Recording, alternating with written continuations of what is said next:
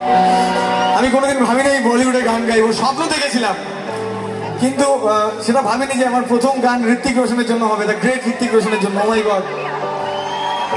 আর এই গানটা the composer duo Vishal Shekhar compose করবে, এটাও ভাবিনি। এটাও একটা অনেক বড় স্বপ্ন পূরণ।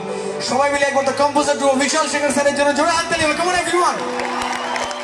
আর দ্য ম্যান হিমসেলফ ঋত্বিক রোশনের জন্য একবার জোরে হাততালি হবে। তো একটা humble tribute to the composer duo Vishal and Shekhar. আর কিছু করি, আমরা একসঙ্গে থাকবো।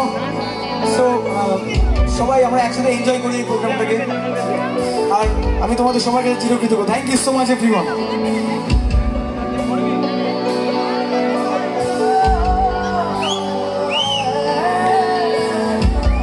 ভাই আসতে সাবধান, ভাই আসতে সাবধান। ওহো জিয়া।